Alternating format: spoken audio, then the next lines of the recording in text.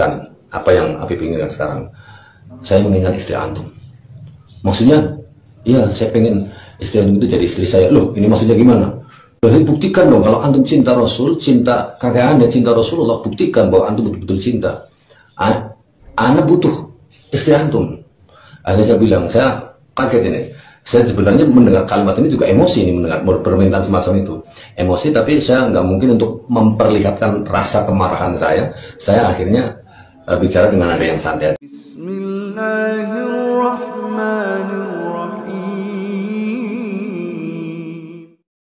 Assalamualaikum warahmatullahi wabarakatuh. Alhamdulillahirabbil alamin. Assalatu wassalamu ala nabiyyina Muhammadin wa ala alihi washabihi ajmain. Amma ba'du. Teman-teman yang dimuliakan oleh Allah Subhanahu wa taala, kita bertemu kembali di channel Cahaya Hidayah.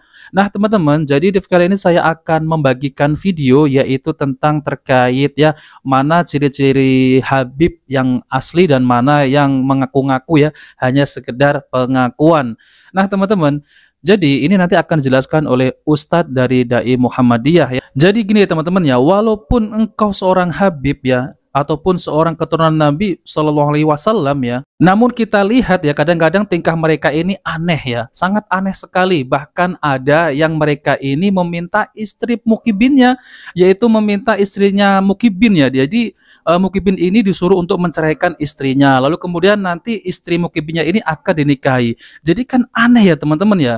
Bahkan ya saya melihat juga ya ada ya oknum Habib ini yang bercerita khurafat yang parah sekali ya teman-teman. Nah oke teman-teman, mari kita simak videonya.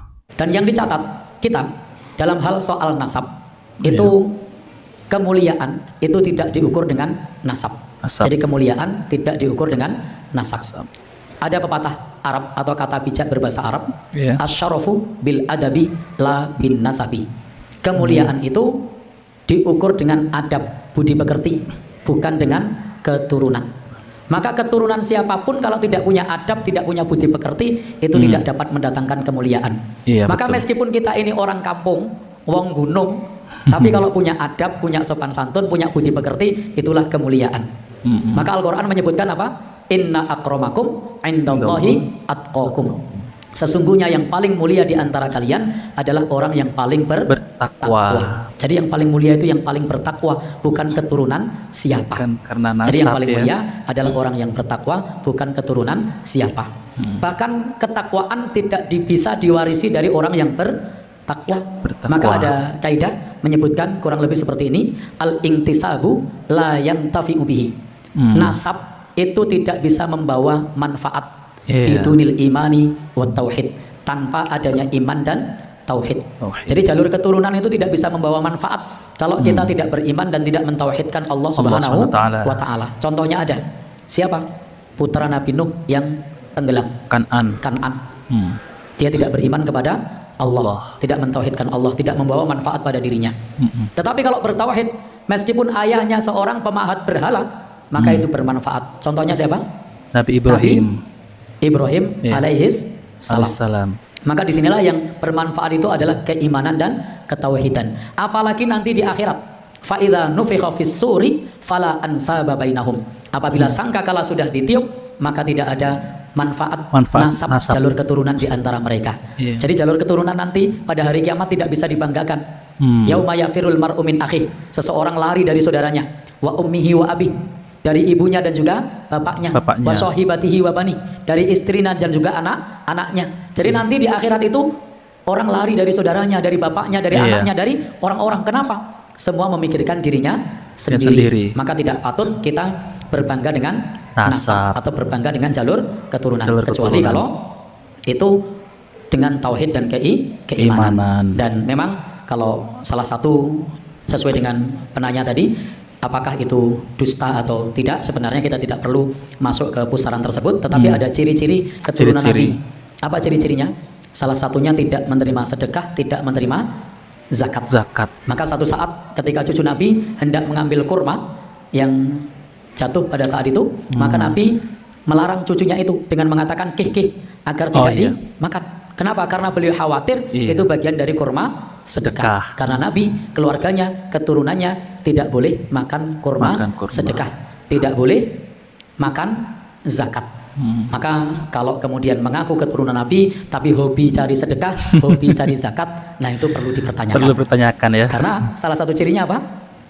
Ya, salah satu cirinya adalah tidak makan sedekah atau tidak makan zakat. Dan ingat, kita tidak perlu ikut larut dalam pusaran perdebatan apakah Habib itu cucu Nabi atau bukan. Yang jelas kalau mereka orang yang berilmu, silahkan diambil ilmunya. Tapi kalau mereka menebarkan khurafat, cerita-cerita dongeng, tidak usah didengerin, karena itu mengotori akidah. Intinya apa?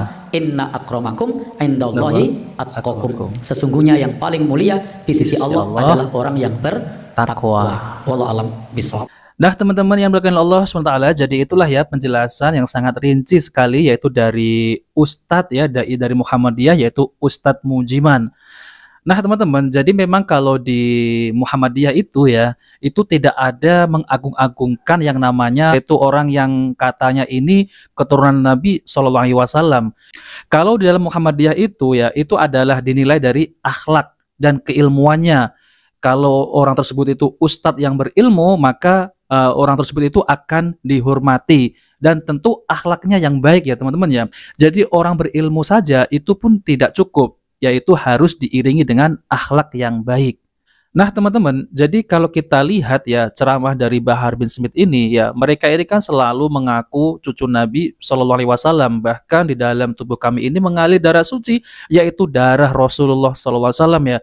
Nah maka dari itu ya, kalau kita lihat ya Bahar bin Smith ini di video-videonya itu kalau berbicara itu kotor ya.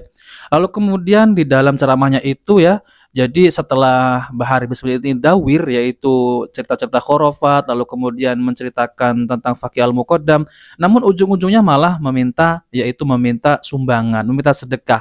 Padahal ya teman-teman ya, jadi kalau zuriat Nabi SAW, apa yang disampaikan oleh Ustadz Mujiman, itu tidak boleh yaitu menerima sedekah dan tidak boleh menerima zakat. Namun kalau Bahar bin Smith ini ya, dia meminta sumbangan. Jadi itu kenapa saya punya pondok pesantren kok nggak mau terima bantuan dari pejabat dan dari pemerintah. Maka saya harapkan kepada hadirin yang hadir pada malam hari ini untuk bisa mengeluarkan hartanya di jalan Allah untuk pembangunan pondok pesantren kami. Saya tanya semuanya, siap keluarkan harta? Siap keluarkan harta? Jadi kita bisa lihat ya, mana yang keturunan Nabi SAW yang asli dan mana yang palsu. Tentu ini bisa kita bedakan ya, mana keturunan Nabi yang benar-benar yang mengikuti akhlak Nabi dan mengikuti agama yang dibawa oleh Rasulullah SAW. Tidak seperti ya oknum-oknum Habib ini yang menyebar kisah-kisah khurafat. Nah teman-teman yang dimuliakan Allah SWT, jadi itu saja yang ingin saya sampaikan. Jika video ini bermanfaat, jangan lupa like dan subscribe di channel Cahaya Hidayah. Wabillahi taufiq wal hidayah. Wassalamualaikum warahmatullahi wabarakatuh.